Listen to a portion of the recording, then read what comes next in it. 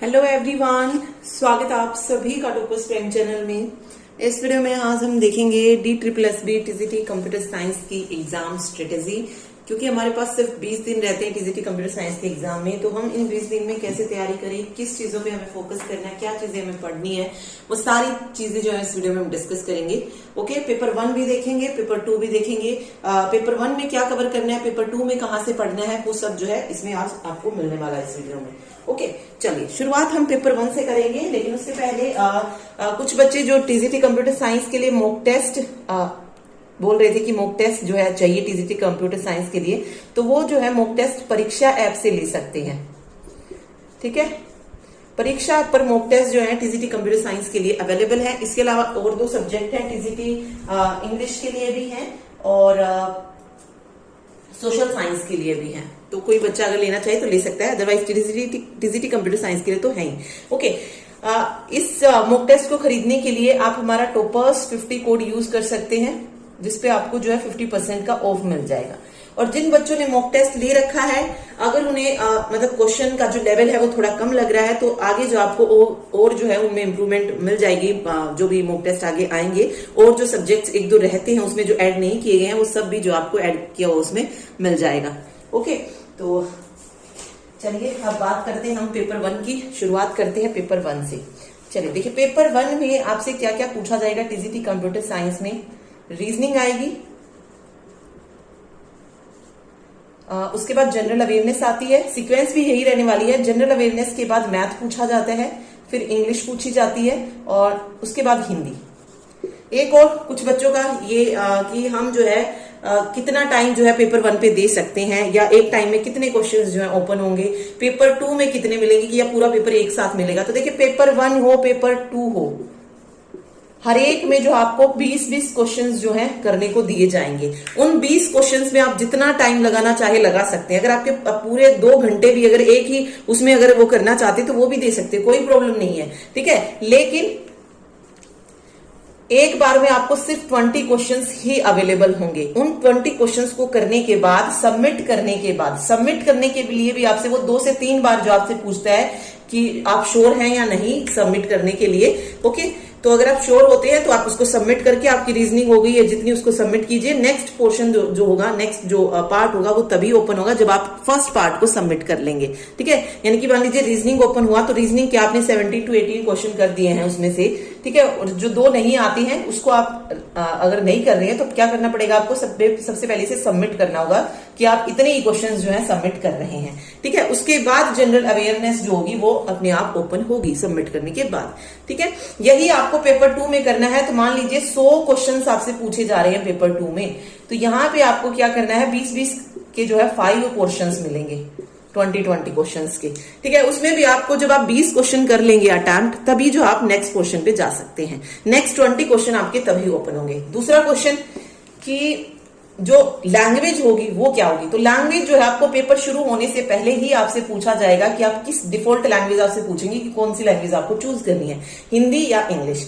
ठीक है, तो आप जो है इंग्लिश ही चूज कीजिएगा, क्योंकि कंप्यूटर को फिर हिंदी में करना डिफिकल्ट हो जाएगा। ओके, कंप्यूटर को हिंदी में करना डिफिकल्ट हो जाएगा। बाकी आपकी मर्जी है, आपको जो सही लगे आपके लिए कि पेपर 1 हम रीजनिंग में हमें हिंदी की जरूरत है, तो वो आपके ऊपर डिपेंड करता है। ठीक है, अदरवाइज अगर आप हिंदी चूज भी करते हैं, या मान लीजिए आप इंग्लिश चूज कर रहे हैं और कोई लैंग्वेज आपको इंग्लिश में समझ नहीं आ रही है, तो पर्टिकुलर क्वेश्चन पे जाके आप उसको चेंज कर सकते हैं हिंदी में या इंग्लिश में। ओके, तीसरा क्वेश्चन यहाँ पे टीचिंग पेडागोजी से रिलेटेड। तो देखिए, अभी तक जो है टीजीटी के एग्जाम में टीचिंग पेडागोजी नहीं पूछी गई है। पीजीटी में 20 मार्क्स की पूछी गई थी, क्योंकि 200 का पेपर था। तो इसमें चांस है अगर पूछी जाएगी तो 10 मार्क्स के आसपास की पूछी जाएगी, अदरवाइज नहीं पूछी जाएगी। ओके, श्योरिटी नहीं है। और अगर पूछी गई तो ये फर्स्ट टाइम होगा जब टीजीटी में जो है टीचिंग पेडागोजी आएगी, यानी कि जो भी साइकोलॉजी वगैरह है वो पूछी जाएगी। ओके, इससे पहले नहीं पूछी गई है। और दूसरी बात, अगर यहां से कोई क्वेश्चन आता है तो आपको 10 में, मान लीजिए 10 मार्क्स के आते हैं, तो 7 से 8 क्वेश्चन आपको किससे मिलेंगे, कंप्यूटर से रिलेटेड ही मिलेंगे। ठीक है, चाहे वो फिर कंप्यूटर की इनपुट डिवाइस है, आउटपुट डिवाइस है, उनका काम क्या है, या फिर एक टीचर, कंप्यूटर का टीचर किस तरीके से बच्चों को पढ़ा सकता है, वही नॉर्मल से क्वेश्चन जो है टीचिंग से मिलेंगे। 1 या 2 क्वेश्चन कह सकते हैं आप टीचिंग पेडागोजी से कि आपको अलग मिल सकता है। तो आप जो है टीचिंग पेडागोजी पे टाइम वेस्ट मत कीजिए। ठीक है, अगर पॉसिबल हुआ तो मैं आपको जो है मेन चीजें जो पूछी जा सकती है कंप्यूटर में वो आपको अवेलेबल जरूर करवा दूंगी कि टीचिंग से अगर कुछ आता है तो। अदरवाइज टीचिंग में अगर कंप्यूटर साइंस से कुछ आता है तो इसकी जो भी डिवाइस वगैरह है वहीं से जो 2-4 क्वेश्चन जरूर आपको पेडागोजी में मिल जाएंगे। ओके, तो ज्यादा पढ़ने की जरूरत नहीं है, सिर्फ अपने सब्जेक्ट पर फोकस कीजिए, फर्स्ट पेपर की तैयारी कीजिए अच्छे से, उन्हीं में आप जो है पास कर लेंगे। अभी अगर आप टीचिंग पेडागोजी को पूरा कंप्लीट पढ़ने भी बैठेंगे तब भी आपको श्योर नहीं है कि वहां से क्वेश्चन आएगा या नहीं, तो उस पर टाइम वेस्ट मत कीजिए अपना, और बार बार ये क्वेश्चन मत पूछिए कि आएगी नहीं आएगी। ओके, मैं आपको बता रही हूँ टाइम वेस्ट करने की जरूरत नहीं है, सिर्फ आप पेपर 1 और पेपर 2 पे फोकस कीजिए, सिर्फ इन्हीं पे हमें ध्यान देना है। ओके, क्योंकि उसका ये भी नहीं पता है कि आएगी या नहीं, अगर आप पढ़ के चले जाओ और पेपर में ना आए, ठीक है, फिर आपको ही तकलीफ होगी कि हम पढ़ के गए और आया भी नहीं कुछ। ओके, तो उनको मत देखिए। अब चलिए भाई, अब पेपर 1 की बात कर रहे हैं हम, रीजनिंग। सबसे पहले रीजनिंग देखिए, रीजनिंग के क्वेश्चन हो जाते हैं, इजी होते हैं, लेकिन टाइम कंज्यूमिंग होते हैं। जैसे DSSB का हमने पीजीटी का पेपर देखा, मैथ के अगर मैं कहूं 20 क्वेश्चन आते हैं तो उन्होंने इस तरीके से क्वेश्चन पूछे गए थे, एक ही क्वेश्चन में 2-2 क्वेश्चन उन्होंने दिए हुए थे, तो 30 क्वेश्चन आराम से बन रहे थे मैथ के। ठीक है, तो ऐसा क्वेश्चन जो है पूछे जा रहे हैं, तो स्पीड अगर आपकी ज्यादा है तो आप उसके अकॉर्डिंग कीजिए, अदरवाइज पेपर छूट जाता है। जैसे पीजीटी का जो है बहुत सारे बच्चों का छूट गया पेपर, क्योंकि ऐसे ही जो है फर्स्ट पेपर में बहुत ज्यादा टाइम जो है लग गया, और एक बच्चा नहीं, 2 बच्चा नहीं, बहुत सारे बच्चों का जो है ये टाइम वेस्ट हुआ है फर्स्ट पेपर में। क्योंकि पेपर क्या किया उन्होंने, इजी था। अब इजी पेपर है, अब बच्चे जो है उसको छोड़ के आगे भी नहीं जा सकते, क्योंकि जब चीज आती है हमें तो ऑब्वियस हम उसको करेंगे ही, तो इसीलिए वो टाइम जो है ज्यादा कंज्यूम हो गया। इजी पेपर था, कोई वो नहीं था पीजीटी में, लेकिन टाइम मैनेजमेंट नहीं कर पाए, जिससे जो है बहुत सारे बच्चों का जो है पेपर रह गया। ओके, कंप्लीट हम पेपर 2 की बात करें तो उसको कंप्लीट देख भी नहीं पाए अच्छे तरीके से कि क्या क्या जो है टीचिंग पेडागोजी तक भी नहीं पहुंच पाए कि क्या क्वेश्चन वहां से पूछे गए थे। ओके, तो थोड़ा सा टाइम मैनेजमेंट हमें करना सीखना पड़ेगा, और रीजनिंग की जितनी ज्यादा प्रैक्टिस हो पाए वो हमें करनी होगी। अब ये 2 घंटे का पेपर आ रहा है, तो 2 घंटे में से सिर्फ 1 घंटा ही हमें पेपर 1 को देना है, 1 घंटे से ज्यादा नहीं, 60 मिनट्स ही हमें देनी पड़ेंगी। ओके, और अगर नहीं हो रहा है तो आप अपने सब्जेक्ट पे जाइए, क्योंकि सब्जेक्ट भी जो है इजी पूछा जाएगा, तो वहां पे चांसेस आप 100 के 100 क्वेश्चन जो है अटेम्प्ट कर पाए, या 100 में से 90 क्वेश्चन आप कर पाए। ओके, तो इस बार आप यही कीजिएगा कि सिर्फ 60 मिनट्स ही मान के चलिएगा कि आपको फर्स्ट पेपर में 60 मिनट्स ही देने हैं, नेक्स्ट 60 मिनट अपने पेपर 2 के लिए बचा के रखिएगा। ओके, क्योंकि सब्जेक्ट जब आप करेंगे तो वो 100 क्वेश्चन आप बहुत इजीली कर पाएंगे 60 मिनट में। ठीक, चलिए अब रीजनिंग की बात करते हैं। तो रीजनिंग मैंने परीक्षा बता दी आपको, इसके अलावा ड्राफ्ट आंसर की जो आई है हर एक सब्जेक्ट की जो ड्राफ्ट आंसर की आई है, आप वहां से जो है रीजनिंग की प्रैक्टिस कीजिए। चाहे हर एक जो है हर दिन कह लीजिए, मतलब 20 दिन आपके पास बचते हैं, तो हर डेली भी अगर आप 20-20 क्वेश्चंस उनकी प्रैक्टिस करके देखेंगे तो आप इजीली जो है रीजनिंग को तैयार कर पाएंगे। कोई अगर टॉपिक ऐसा है जो आप नहीं कर पा रहे हैं तो हमने रीजनिंग कंप्लीट कराया हुआ है, वहां से जाके आप देख सकते हैं, ट्रिक वगैरह जो भी लगती है उसमें। ओके, तो रीजनिंग के लिए सिर्फ आपको टेलीग्राम पर पीडीएफ डाली गई है, प्रीवियस जो भी अभी आंसर की जो आई है उनको कीजिए सिर्फ, उसके अलावा और कुछ करने की जरूरत नहीं है आपको। ओके, यही मैं मैथ के लिए कहूंगी। मैथ में अगर आपको नहीं आता है तो मैंने आपको टॉपिक वाइज सारी चीजें करवा रखी है, और बिल्कुल वैसे ही क्वेश्चन आ रहे हैं जैसे मैंने आपको मैथ करवाया था, उससे बाहर कुछ नहीं है, वही मैथ एज इट इज पूछा जा रहा है। तो बस वो मैथ पढ़िए जो भी मैंने आपको करवाया हुआ, अगर आपने नहीं किया है तो, एंड देन उसके बाद जो ड्राफ्ट आंसर की में क्वेश्चन आए हुए हैं मैथ के, वहां से प्रैक्टिस लगाइए। ओके, ठीक है, तो ये तो हो गया मैथ और रीजनिंग का। फिर हिंदी की बात करूं तो हिंदी भी हमने कंप्लीट हिंदी व्याकरण पढ़ा हुआ है, काल हो या मतलब जो भी इसमें पूछा गया, चाहे काल पूछा गया, चाहे वाक्य पूछा गया, जो भी टॉपिक जो इसमें आया है हमने पूरा कवर किया हुआ है उसको। ओके, तो आप जो है इनको अगर आपने नहीं पढ़ा है तो एक बार इनको रीड आउट कीजिए। जैसे रीजनिंग आप एक ही दिन में जो है पूरा कंप्लीट कर दीजिए, रीजनिंग एक दिन उठाइए, सारे पेपर लीजिए, 10 से 12 पेपर बनेंगे, ठीक है, मींस लगभग 120 के आसपास क्वेश्चन बनेंगे, तो एक दिन में आप इजीली 120 क्वेश्चन कर सकते हैं। इससे आपकी जो है स्पीड जो है वो इंक्रीज हो जाएगी। ओके, तो रीजनिंग ऐसे कीजिए, मैथ ऐसे कीजिए, हिंदी ऐसे कीजिए। इंग्लिश की अगर मैं बात करूं तो इंग्लिश में आप कोई भी बुक लेके एंटोनिम सिनोनिम अगर आपके पास टाइम होता है तो हर डेली के जो है कर लीजिए। एंटोनिम सिनोनिम नहीं तो 1 वर्ड सब्स्टिट्यूशन और इडियम फ्रेज जरूर करके जाइए, और मिस स्पेल्ड, क्योंकि उसमें याद रखना थोड़ा सा हमारे लिए मुश्किल हो जाता है, एंटोनिम सिनोनिम को याद रखना, लेकिन यहाँ पे आप जो है याद रख सकती हैं। और यही जो है 6 मार्क्स के ये हो जाएंगे, प्लस 5 मार्क्स का पैसेज आएगा इजी सा, 11 मार्क्स तो यहीं से इंग्लिश का आप निकाल लेंगे। ओके, इसके अलावा फिलिंग द ब्लैंक्स या एंटोनिम सिनोनिम, जैसे पीजीटी में हमने देखा DSSB में जो कंप्यूटर साइंस का पेपर था, बहुत ईजी एंटोनिम सिनोनिम पूछे गए थे, ठीक है, और वो सब बच्चों ने इजिली कर भी दिए होंगे। तो इस तरीके के भी आ सकते हैं, तो जिसमें आप डायरेक्ट बता सकती हैं, तो टेंशन ही नहीं है। तो इंग्लिश में आपको अगर ज्यादा फोकस करना है तो 1 वर्ड पे कीजिए, इडियम पे कीजिए, मिस स्पेल्ड वर्ड पे कीजिए, ठीक, पैसेज इजीली हो ही जाएगा पढ़ने के बाद। ओके, चलिए फिर बात आती है जनरल अवेयरनेस की। सबसे मेन यहाँ पे बचता है जनरल अवेयरनेस। देखिए जनरल अवेयरनेस में क्या पूछा गया इस बार, स्टैटिक जीके पूछी गई।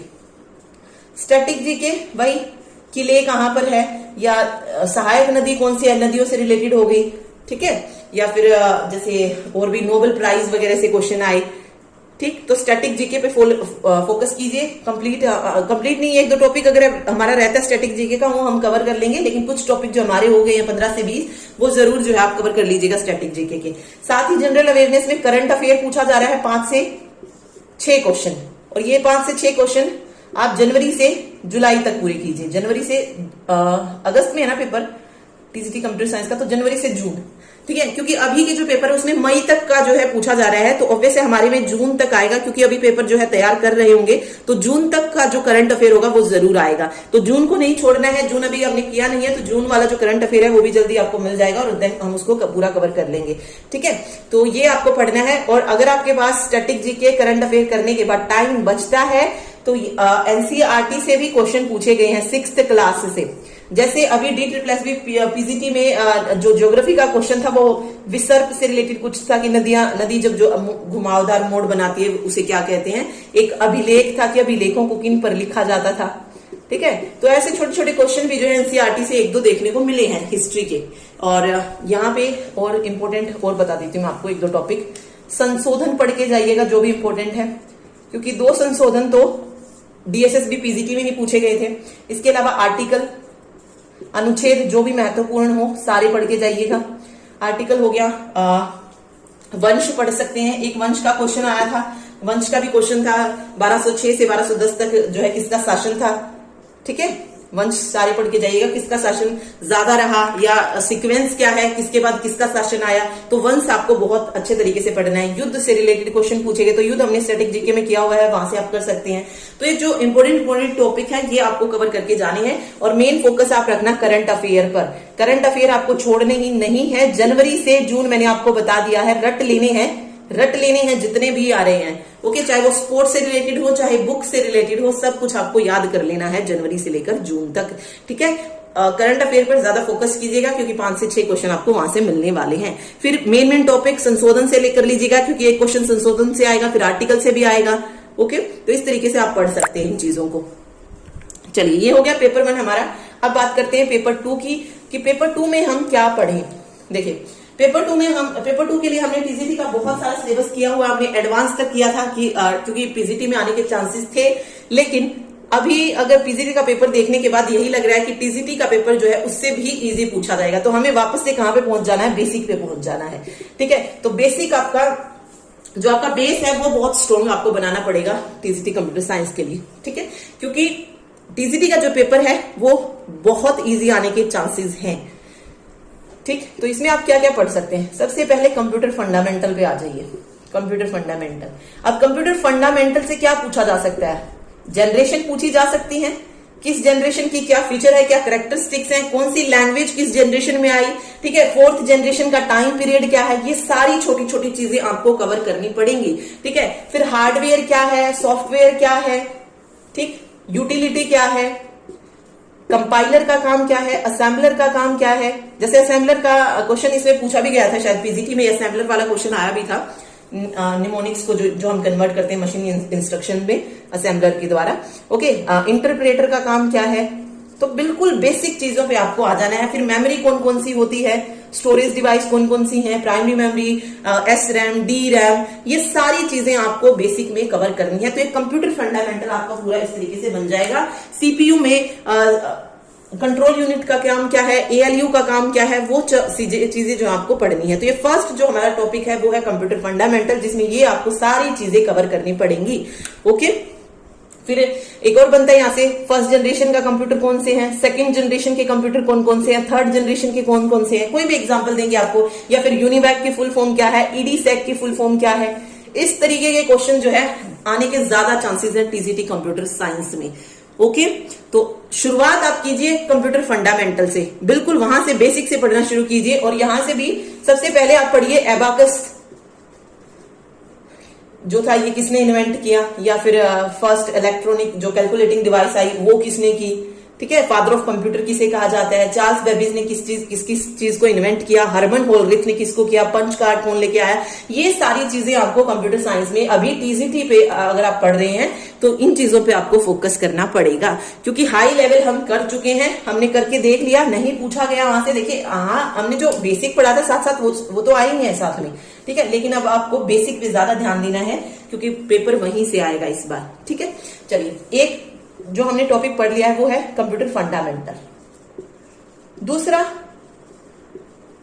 जिसके आने के 100% चांस है एमएस ऑफिस। रट लीजिएगा एमएस ऑफिस को। एमएस ऑफिस में भी एमएस पावर पॉइंट और एमएस एक्सेल, ये दो चीज। वर्ड के क्वेश्चन इतने नहीं पूछे जाते हैं, लेकिन पावर पॉइंट और एक्सेल ये दोनों सबसे ज्यादा आते हैं, और ये आएगा 100%, ये टॉपिक आएगा, ठीक है। और ये भी 100%, ये मैं आपको बता रही हूं गारंटी के साथ, ये टॉपिक पूछे जाएंगे, ठीक। तीसरा topic HTML, hyper text markup language. HTML के बहुत इजी क्वेश्चन जो थे पीजीटी में देखने को मिले हैं, तो इसीलिए जो है बेसिक जो मैंने आपको कराया हुआ है HTML का, सिर्फ वो पढ़ लीजिए। टेबल तक या फॉर्म तक जो हम टैग बनाते हैं, फ्रेम सेट वगैरह तक, सिंपल वही HTML का वही आएगा। ओके, ज्यादा कुछ नहीं है। उसके अलावा CSS भी आप पढ़ सकते हैं, कास्केडिंग स्टाइल शीट, क्योंकि ये 9th-10th में जो है CSS पूछ ली जाती है। CBSE में अगर मैं बात करूं तो इसको कवर कर लीजिएगा इसके साथ साथ, ठीक है। उसके अलावा वेब टेक्नोलॉजी, इंटरनेट सिक्योरिटी, ये 6 टॉपिक आपको बहुत अच्छे से याद रखने हैं। Computer fundamental, MS office, HTML, CSS, web technology और इंटरनेट सिक्योरिटी। वेब टेक्नोलॉजी में फिर वो सारे आ जाते हैं, चाहे वेब सर्वर है, वेब ब्राउजर है, वेबसाइट है, FTP, HTTP, domain name system, सारी वेब टेक्नोलॉजी। इंटरनेट क्या होता है, ठीक है, वो कंप्लीट इसमें आ जाएगी, ठीक। तो ये बेसिक चीजें हैं जो आपको याद रखनी है। मॉडम का क्या होता है, मॉडम की फुल फॉर्म क्या होती है, छोटी छोटी चीजें आपको इसमें कवर करनी है, ठीक है। तो ये 6 मेन टॉपिक हैं जो आपको कवर करने हैं। अब और टॉपिक इसके अलावा देखिए, और टॉपिक जो इसके अलावा आप करेंगे, ऑपरेटिंग सिस्टम के क्वेश्चंस जो थे पीजीटी में बहुत इजी लेवल के पूछे गए। जैसे कि मैंने आपको बोला था, शेड्यूलिंग एल्गोरिथम से क्वेश्चंस आएंगे ही आएंगे, और 2 क्वेश्चंस थे ऐसे न्यूमेरिकल टाइप। एक तो फ्रेम वाला था कि पेज हिट कितने होंगे, एक सिलेंडर वाला था कि सिलेंडर इस पे सेट है तो शॉर्टेस्ट सीक टाइम फर्स्ट के अकॉर्डिंग हमें निकालना था। तो 2 क्वेश्चन वहां से ऑपरेटिंग सिस्टम के पूछे गए थे। ओके, प्रोग्राम काउंटर आ सकता है फिर कि प्रोग्राम काउंटर का काम क्या है, और यहाँ से जैसे थ्रोपुट भी आया था, शायद थ्रोपुट की डेफिनेशन थी, थ्रोपुट क्या है, टर्न अराउंड टाइम क्या है, ठीक है। एक यहां से टर्म बनती है सीक टाइम क्या है, लेटेंसी क्या है, कंप्रेशन क्या होता है, फिर फ्रेगमेंटेशन क्या है। ये छोटी छोटी चीजें आपको इसमें याद रखनी है, ओके। फिर ऑपरेटिंग सिस्टम मल्टी यूज, इसमें से जैसे मल्टी प्रोग्रामिंग की डेफिनेशन आ जाती है, मल्टी प्रोसेसिंग की आ जाती है, मल्टी टास्किंग की आ जाती है। ये छोटी छोटी चीजें आपको ऑपरेटिंग सिस्टम में याद रखनी है। ज्यादा डिटेल में जाने की जरूरत नहीं है। जैसे मैंने आपको डेडलॉक वगैरह बहुत डिटेल में पढ़ाए हुए ना, सेफ स्टेट वगैरह, उसको आप नहीं भी करेंगे तो भी चल जाएगा, ठीक है। बाकी जिसने पढ़ रखा है, जिन्होंने पीजीटी का दिया और वो टीजीटी का भी देंगे, तो उनके लिए तो बेनिफिट है, क्योंकि उन्होंने ऑपरेटिंग सिस्टम बहुत अच्छे से कवर किया होगा, ओके। तो जो सिर्फ टीजीटी की तैयारी कर रहे हैं, जिन्होंने पीजीटी का एग्जाम नहीं दिया है और जो सिर्फ टीजीटी के लिए तैयार कर रहे हैं, तो वो यहाँ पे बेसिक चीजें जो मैंने ऑपरेटिंग सिस्टम में करवाई हुई है वो आप बहुत ध्यान से कीजिएगा। ऑपरेटिंग सिस्टम के अलावा और जो सब्जेक्ट आपको पढ़नी है वो है डाटा स्ट्रक्चर, ठीक है। इसके अलावा लॉजिक गेट हो गए, डिजिटल इलेक्ट्रॉनिक जिसमें हम आते हैं, लॉजिक गेट हो जाएगा, और C++ और DBMS, इन सब्जेक्ट्स को भी जो है आपको साथ साथ कवर करना है। कंप्यूटर आर्किटेक्चर में भी आप जो है सिंपल चीजें पढ़ सकते हैं, जैसे कंप्यूटर सिस्टम जो है किस किस से मिलता है, या कैशे मेमोरी किससे अटैच होती है, वो सिंपल चीजें जो मैंने आपको 148 वाली जो वीडियोस हैं उसमें जो सिंपल लेक्चर आपको मिले, सिर्फ वो जो है आप कर सकते हैं बेसिक वाले कंप्यूटर आर्किटेक्चर में, ओके। डाटा स्ट्रक्चर है, डाटा स्ट्रक्चर का जो हमने क्रैश कोर्स किया उसमें हमने थोड़ा सा जो है डिटेल में जाके पढ़ा, रेड एंड ब्लैक ट्री क्या होता है या एवीएल ट्री क्या होता है, उतना डीप जाने की जरूरत नहीं है। सिर्फ ट्री में जो टर्मिनोलॉजी है इसकी छोटी छोटी टर्म्स है, रूट क्या होती है, डिग्री क्या होती है, हाइट क्या होती है, सिर्फ वो छोटी छोटी टर्म आपको पढ़नी है।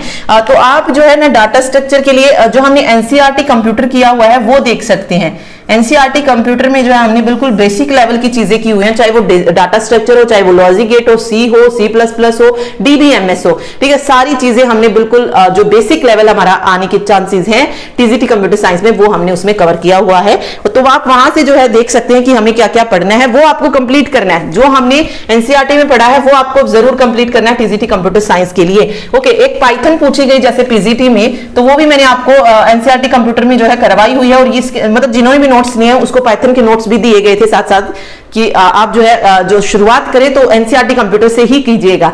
ओके, तो पाइथन भी हमने उसमें करवाई हुई है। पाइथन के आने के चांसेस हैं भी और नहीं भी, तो अगर आपके पास टाइम बच जाता है कंप्लीट तैयारी करने के बाद, पाइथन और विजुअल बेसिक ये दो भी जो है आप कवर कर लीजिएगा। ठीक है, पाइथन और विजुअल बेसिक भी कवर कर लीजिएगा, क्योंकि देखिए अगर आ गया तो फिर कोई प्रॉब्लम ना हो, बस ये है। ठीक है, अदरवाइज आ भी सकता है, चांसेस हैं पाइथन के आने के और वीबी के भी आने के। ठीक है, तो जो जो सब्जेक्ट बने, देखिए अब आपको जो पढ़ना है कंप्यूटर फंडामेंटल बिल्कुल बेसिक वाला आपको पढ़ना है। इसके अलावा एमएस ऑफिस ये तो आपको छोड़ना ही नहीं है, रट लेना है एमएस ऑफिस। उसके अलावा HTML आपको पढ़ना है, CSS आपको पढ़ना है, ऑपरेटिंग सिस्टम पढ़ना है, डाटा स्ट्रक्चर पढ़ना है, DBMS हो गया, कंप्यूटर आर्किटेक्चर में भी छोटी छोटी टर्म्स ये फिर इसमें ये कवर हो जाएंगे फंडामेंटल में भी, मेमोरी वगैरह अगर नहीं भी करोगे तो भी चल जाएगा उसको।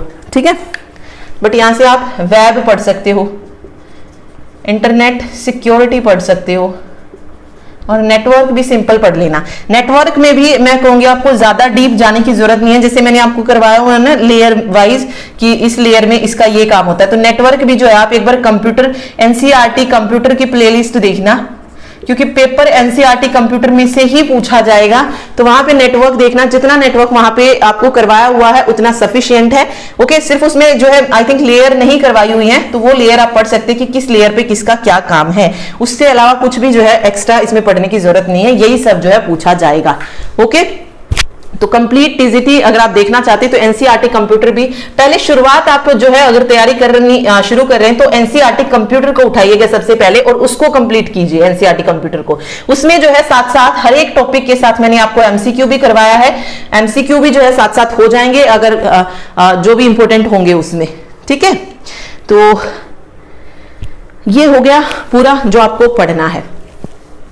तो एनसीईआरटी कंप्यूटर उठा लीजिए। एक और मैं आपको कहूंगी, एनसीईआरटी कंप्यूटर के साथ एक हमने 1000 प्लस एमसीक्यू भी किए हुए हैं, वो भी जो है आप कर लीजिएगा, क्योंकि वो भी बिल्कुल बेसिक वाले क्वेश्चंस हमने किए हुए हैं हर एक सब्जेक्ट से, चाहे नेटवर्किंग है चाहे डाटा स्ट्रक्चर है, हर एक टॉपिक से जो आपने 1000 प्लस एमसीक्यू है। वो वाली वीडियो भी जरूर देखिएगा एक बार, पूरा आप एनसीईआरटी देखिए, उसके बाद 1000 प्लस एमसीक्यू जो है वो क्वेश्चन देखिएगा। उसमें 1000 से ज्यादा क्वेश्चन जो हमने कवर किए हुए हैं और बिल्कुल बेसिक किए हुए हैं जो टीजीटी में आने के चांसेस हैं। ओके, तो यही थी स्ट्रेटेजी कि आप जो है इनको इस तरीके से पढ़िएगा, और क्या क्या सब्जेक्ट्स पे आपको फोकस करना है वो मैंने बता दिया आपको। एक चीज आप याद रखिएगा, देखिए बेसिक फंडामेंटल जो है जनरेशन वगैरह वो आपको बहुत अच्छे से याद रखनी है, और एमएस ऑफिस आपको छोड़ना ही नहीं है, क्योंकि यहां से कम 15 से 20 क्वेश्चन आपको एमएस ऑफिस से देखने को मिल सकते हैं, या 10 से 12 तो कहीं नहीं गए हैं। ठीक है, तो ये चीजें आपको इसमें पढ़नी है। ओके, तो और बाकी अगर आप ये देखना चाहते हैं कि आपकी तैयारी कितनी हो गई है, आप बहुत पहले से तैयारी कर रहे हैं, तो परीक्षा आपसे मॉक टेस्ट खरीद सकते हैं, जैसे कि मैंने आपको पहले ही बता दिया था। ओके, और बाकी अगर मुझे टाइम मिलता है तो मैं भी जो आपके सामने क्वेश्चन लेके आने की कोशिश जरूर करूंगी, चाहे 100 क्वेश्चन है चाहे 200 क्वेश्चन जो मुझे मिलते हैं वो भी जो है हम साथ साथ कवर करते चलेंगे। इसके अलावा करंट अफेयर जो है आएगा ही, तो उसको जरूर कर लीजिएगा, और अगर पॉसिबल हुआ तो मैथ्स के जितने भी शिफ्ट के आए हैं पेपर, उनमें जो जो मैथ्स के क्वेश्चन पूछे गए हैं वो भी हम कवर कर लेंगे, या हिंदी पूछे गए हैं वो कवर कर लेंगे, ताकि एक आइडिया मिल जाए आपको, या फिर मैथ्स के क्वेश्चन अगर किसी से सोल्व नहीं हो रहे हैं तो वो उन्हें इजीली कर पाए। ओके, तो ये सारी चीजें हम आगे कर लेंगे। बाकी जो मैंने आपको बताया आप उन पर फोकस कीजिए, और उनको ज्यादा से ज्यादा मतलब जल्दी से जल्दी उन चीजों को कंप्लीट करने की या याद करने की कोशिश कीजिए।